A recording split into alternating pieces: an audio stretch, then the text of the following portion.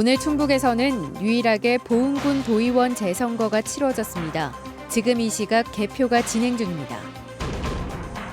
충주의 한 철도 건널목 주민들이 안전대책을 요구하고 나섰습니다.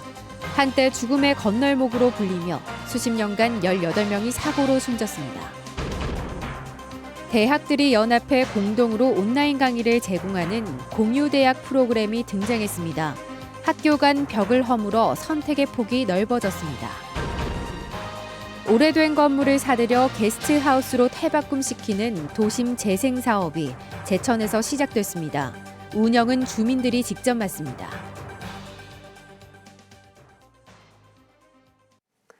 여러분 안녕하십니까? 계속해서 충북 지역 뉴스입니다. 이번 4.7 재보선 충북에서는 유일하게 보은에서 도의원 재선거가 치러졌습니다. 조금 전 밤 8시를 기해 투표는 마무리가 됐고요. 투표함이 개표장으로 속속 도착하는 가운데 조금 전부터는 사전투표와 먼저 개표가 시작됐습니다. 전화로 연결해 상황 알아보겠습니다. 신병관 기자. 네, 투표가 끝나고 이제 개표만 남겨놓고 있는데요. 개표장과 가까운 순서대로 18개 투표함이 속속 도착하고 있습니다. 일부는 거리가 멀어 모두 도착하려면 밤 9시는 돼야 할 것으로 예상됩니다. 보은군 선관위는 조금 전부터 보관 중이던 사전투표함과 우편투표함을 옮겨 개표를 시작했습니다. 관외와 관내, 거소투표까지 5,627표입니다. 보은 도의원 선거는 거대 양당 당선인 2명이 줄줄이 낙마하면서 2018년 지방선거 이후 벌써 세 번째인데요. 최근 2차례 선거에서 충북 최고의 투표를 기록할 정도로 관심이 뜨거웠던 지역으로 이번엔 우려했던 대로 과거에 비해 낮은 투표율을 기록했습니다. 잠정치로 46.5%, 지난해 재선거 70.6%와 비교해 20%포인트 이상 낮았습니다. 낮은 투표율이 3자 대결 구도의 변수로 작용해 예상보다 더 팽팽한 승부가 될 가능성이 있습니다.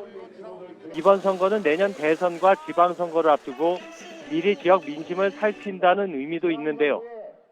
민주당 김기준 후보가 당선되면 야당 군수와 야당 출신 국회의원이 포진한 지역에서 여당이 반격의 발판을 마련하게 되고 국민의힘 원가피 후보가 되면 지역에서 야당 상갑편대를 구성할 수 있고 도의회에서 교섭단체 지위 역시 회복할 수 있습니다. 무소속 박경숙 후보가 당선될 경우엔 11대 도의회에서 유일하게 거대 양당 소속이 아닌 의원이 탄생한다는 의미도 있습니다. 새 후보는 현재 지지자들과 개표 상황을 지켜보고 있는데요.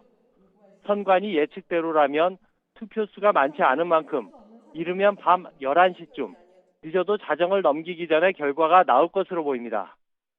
지금까지 MBC 뉴스 신병관입니다. 네, 신병관 기자 고맙습니다. 다음은 코로나19 소식입니다. 산발적 집단 감염의 여파로 자가격리 중 확진되는 사례가 잇따르고 있습니다. 집단 감염이 발생한 SK호크스 남자 핸드볼팀 확진 환자의 가족과 지인 3명이 자가격리 중 확진돼 누적 39명으로 늘었고 연쇄 감염이 발생했던 청원구 영어보습학원에 다닌 중고생 2명이 격리 해제 전 검사에서 양성이 나와 이 학원 관련 누적은 23명으로 늘었습니다. 노인주간보호센터 50대 직원 2명도 자가격리 중 확진되는 등 충북의 누적 확진 환자는 2,296명을 기록했습니다. 유흥시설을 매개로 한 코로나19 집단 감염과 관련해 업주와 종사자에 대한 전수검사가 마무리됐습니다. 충청북도는 청주 2천여 명을 비롯해 도내 유흥업소 종사자 4천여 명이 검사를 마쳐 이 가운데 2명이 양성 판정을 받았고 600여 명이 결과를 기다리고 있다고 밝혔습니다. 검사를 받지 않은 사람을 유흥업소에 고용하면 업주가 과태료 150만 원을 물게 됩니다. 충북선 고속화사업 기본계획 고시를 앞두고 충주에서 한때 죽음의 건널목으로까지 불렸던 철도 건널목을 함께 개선시켜달라는 목소리가 커지고 있습니다. 수십 년 동안 입은 경제적 타격과 주민 학생 안전을 고려해달라는 건데 문제는 역시 비용입니다. 허지희 기자가 보도합니다. 한국교통대 사거리에 위치한 철도 건널목. 채석장을 오가는 화물차가 하루에도 수백 차례 길을 건넙니다. 여객과 화물열차 통행도 하루 100차례 이상. 신호수가 있긴 하지만 길을 건너는 노인의 모습은 아슬아슬해 보입니다. 보행로를 만든다며 박은 철봉은 오히려 길을 막아 안전을 더 위협하는 상황. 건너다니는데 건널목 건너는데 불편해지. 충북선 설치 이후 40년 가까이 불편을 겪고 있는 모습입니다. 지난 1991년 이후 발생한 열차 사고만 11건, 주민과 대학생, 초등학생까지 18명이 사망했습니다. 이후 학생들의 발길은 점점 끊겨 길 건너에 있던 광동대 캠퍼스가 학생 모집을 포기하면서 원눈초는 더욱 쇠락했습니다. 긴 막대기 하나로 그냥 의지해서 다니는데 딱히 안전도 잘 안 되어 있는 것 같고. 옛날에 사고 같은 거 되게 많이 일어났었다고 그래서 좀 꺼리는 분위기. 현재 기본 계획을 추진 중인 충북선 고속화 사업에 이 건널목의 개선도 포함해달라고 주민들이 요구하고 있는 이유입니다. 이쪽 철길 건널목 이쪽 너머에 사는 사람들이 그 경제적인 손실을 너무 많이 입고 있어요. 원룸 가격을 비교를 해도 거기하고는 진짜 차이가 한 서너 배씩 이래 차이가 나요.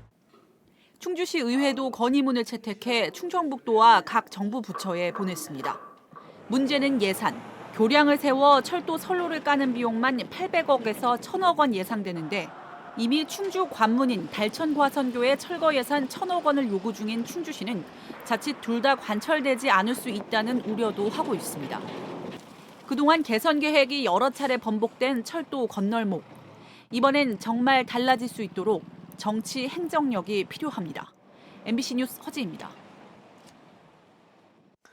영업시간 제한 해제 이후 음주운전이 급격하게 늘면서 충청권 경찰이 합동 음주운전 단속을 벌입니다. 충북을 비롯한 충청권 4개 시도 경찰청은 경찰관 246명과 순찰차 99대를 동원해 내일 야간 시간대 주요 고속도로 진출입로 38곳에서 음주 단속을 실시합니다. 충북경찰청에 따르면 비수도권 유흥시설 등의 영업시간 제한이 풀린 지난달 15일을 기점으로 2주 전보다 음주운전 단속 적발이 전국은 1.6% 증가한 반면 충북은 10.3%, 충청권은 15.8%나 증가했습니다. 자치경찰 사무를 정하는 문제를 놓고 충청북도와 경찰이 갈등을 빚고 있는 가운데 자치경찰위원회가 조정하게 하자는 대안이 제시됐습니다. 충북참여자치시민연대는 합의제 기관인 자치경찰위원회가 자치경찰 사무 범위를 정하면 지자체 업무를 경찰에 떠넘길 거라는 우려를 불식할 수 있다고 주장했습니다. 또 민주적인 통제장치로 시민들이 참여하는 자치경찰위원회 옴부즈만과 자치경찰위원장 인사청문회 도입도 제안했습니다. 충북대를 시작으로 도내 대학들이 다른 대학들과 강의를 나누는 공유대학을 잇따라 추진하고 있습니다. 대학들이 학교 간의 벽을 허무는 배경이 뭘까요? 김영일 기자가 취재했습니다. 정치 외교학을 전공하고 있는 대학교 3학년 문지훈 씨. 충북대 학생이지만 서울에 있는 명지대 교수의 온라인 강의를 듣고 있습니다. 연세대와 포항공대 등 전국 9개 대학의 교수들이 만든 온라인 강의를 학생들이 함께 듣는 공동 개설 과목의 수업 모습입니다. 충북대학교 교수님뿐만 아니라 타 대학 전공 교수님들의 전문적인 유명한 분야에 대한 강의를 들을 수 있어서 그 점이 좋은 것 같습니다. 아직은 충북에서 참가 대학은 충북대가 유일하지만 최근에는 청주대도 새롭게 참가를 신청했습니다. 교수들의 경쟁을 통해 학생들에게 양질의 강의를 제공하겠다는 취지입니다. 지역에 있다고 하더라도 전국에 있는 유명 교수님들의 온라인 공동 강좌를 통해서 그걸 학생들한테 제공한다면 대학 경쟁력에 큰 기대가 될 것 같습니다. 교육부가 오는 10일까지 모집하는 혁신 공유 대학에 대한 지역 대학들의 관심은 더 뜨겁습니다. 인공지능과 빅데이터, 반도체 등 8개 분야에서 모집 중인 가운데 도내에선 충북대와 청주대, 세명대 등이 저마다 다른 대학들과 팀을 꾸려 신청했습니다. 대학 신입생이 급격히 줄고 있는 현실에서 다른 대학들과 손을 잡아서라도 활로를 모색하겠다는 대학들의 위기감이 작용한 겁니다. 교육의 질이 높아지니까 경쟁력도 당연히 높아질 것이다. 그래서 학력 인구가 감소됨에 따라 가지고 지방에서는 경쟁력 확보를 위한 돌파구다. 올해 고3 학생 수는 대학 정원보다 8만 1,000명 이상 적은 46만 3,900여 명. 공유 대학으로 뭉친 지역 대학들이 위기를 기회로 바꿀 수 있을지 주목됩니다. MBC 뉴스 김영일입니다. 제천 도심 곳곳에 게스트하우스가 모습을 드러냈습니다. 이달 안에 3곳이 모두 문을 여는데요. 도시재생사업의 하나로 제천시가 만든 건데 주민들이 직접 운영하고 수익은 다시 지역으로 환원하는 선순환 구조를 노리고 있습니다. 이지영 기자입니다. 제천 구도심에 2층짜리 신축 건물이 들어섰습니다. 작은 공원과 카페, 숙박시설을 갖춘 게스트하우스입니다. 게스트하우스가 자리 잡은 곳은 한때 잎담배를 수매하던 공간. 이곳은 원래 지난 1977년 지어진 여변초 조합 사무실이 있던 곳인데 시에서 건물을 매입해 이렇게 게스트하우스로 새로 만든 겁니다. 도심을 되살리기 위한 도시재생 사업의 하나로 명동 여변초 하우스 외에도 교동과 영천동에 한 곳씩 들어섰습니다. 여변초 관련 문화재를 바로 볼 수 있는 명동, 철길이 가까운 영천동, 소규모 공연이 진행될 교동 등 저마다 특색이 다르지만 방마다 딸린 화장실과 샤워시설, 1인당 평균 2만 원의 가격과 조식 등은 공통된 사항입니다. 2인실을 2만 5천 원, 4인실을 2만 원을 이렇게 받고 있어요. 거기에 이제 조식까지 포함이 돼 있거든요. 근데 이제 조식이 일반 조식이 아니라 환기 상계죽이라든가 지역의 사회적 기업이나 주민들이 협동조합을 만들어 직접 운영하는 건 또 다른 특징. 건물만 짓고 끝나서는 안 된다는 판단에 주민들이 주체적으로 참여하게 한 겁니다. 도시재생 사업에 대한 이해와 서비스 역량 교육이 지난 5년 넘게 이뤄졌습니다. 바리스타 교육을 받아가지고 3명이 자격증을 땄습니다. 그래서 저도 여기서 35년 살았는데 우리 마을이 좀 더 이제 살기 좋은 마을이 되겠구나라는 생각이 좀 있었죠. 운영 수익 일부는 다시 지역으로 환원해 주민 수건 사업이나 신규 사업에 쓰도록 했습니다. 지역의 일자리 창출과 기회가 마련되었고 또한 매출액의 5% 이상을 해당 지역에 환원하는 방식으로 계획되어 있어 도시재생의 목적에 맞는 선순환 구조를 마련하게 되었습니다. 이달 안에 모두 개관하는 제천 게스트하우스. 어려운 시국이지만 늦출 수 없는 도시재생을 위한 도전을 시작했습니다. MBC 뉴스 이지연입니다. 교원까지 재산 등록 대상을 확대하는 정부의 LH 사태 후속 대책과 관련해 교총과 전교조가 한 목소리로 반발하고 나섰습니다. 전교조 충북지부는 교원까지 재산 등록 대상을 확대하겠다는 것은 잠재적 범죄자 취급을 하는 것이자 국민적 공분을 모든 공직자로 돌리려는 거라며 방침 철회를 촉구했습니다. 앞서 충북교원단체 총연합회도 교원을 잠재적 투기범으로 취급해 자긍심을 훼손하지 말라며 법 개정 철회를 위한 청원 운동을 예고했습니다.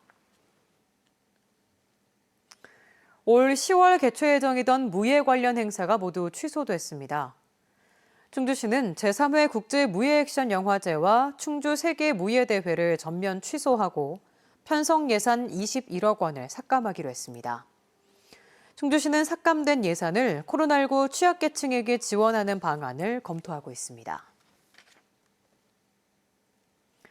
과수 개화기가 4, 5일 정도 빨라짐에 따라 과수 화상병을 비롯한 병해충 발생도 빨라질 전망입니다.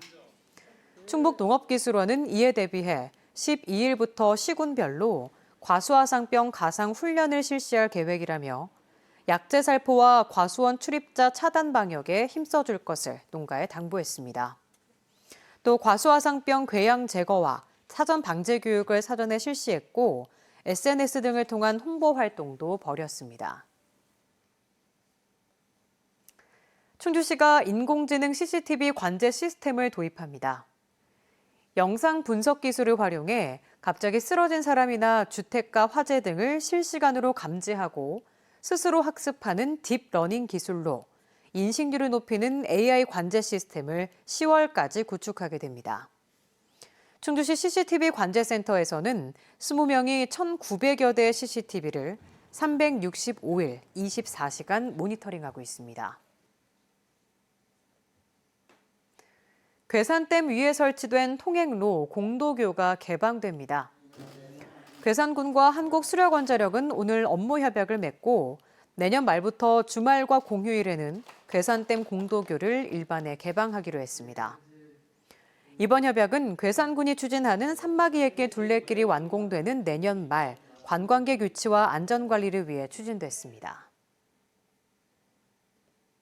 충북지역 뉴스였습니다. 고맙습니다.